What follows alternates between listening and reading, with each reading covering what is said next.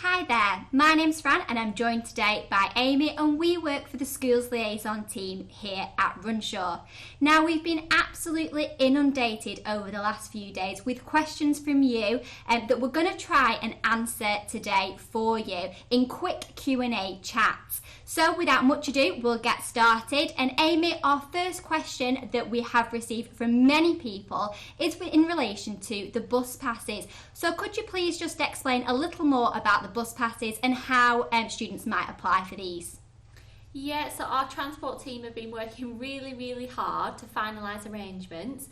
Now, as we mentioned on Monday, with your new sort of blended timetable of some on campus and some online learning, it's been a real challenge to work out the buses around that. However, we are finalising those details at the moment, and you will be able to apply for your bus pass as normal at the end of July, the beginning of August. Now, the transport team will get in touch with you by email. So again, really important to keep checking your emails regularly and to make sure that you're catching all the information that we send through.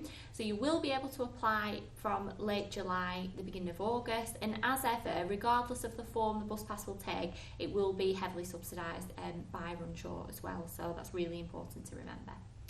Thanks, Amy, that's great. Another really common question that we've had through is in relation to the bursaries. So how can students find out if they're eligible for this bursary and how do they go about applying for it?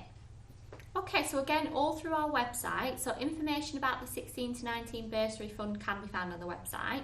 Now, the application itself isn't open just yet, but you can do the first stage, which is to check your eligibility for it. So you'll be asked a few questions, you'll fill in some information, and then you will be told whether you're eligible for it or not. So that's a really good sort of first step to take now. And then when the application is actually open, you can submit that. So again, keep checking that page regularly to see when the application is open, and it's quite a straightforward process.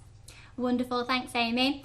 And then we've also had quite a few questions, Amy, about finding the way around campus. Now I know a lot of students will have already come to Runshaw on open events and taster days, but a lot of students won't have been to Runshaw. So can you tell everyone watching what we've got in place here at Runshaw to help students find their way around?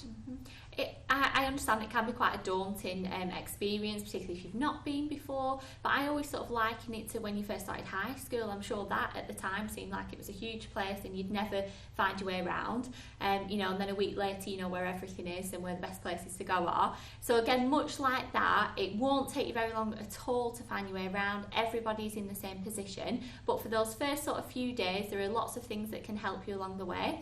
So we've got maps up around college with all the different buildings around campus to help you find where you need to be. The most important thing is that there's always going to be lots and lots of friendly staff on hand and students as well. So if you are ever struggling and think, I'm really not sure how to get to this building, please just ask somebody and they will point you in the right direction. Okay.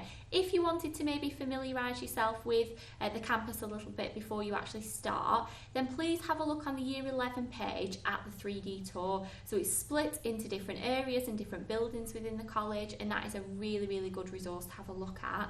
And it's nice just to be able to see the facilities and the surroundings that you'll be in September.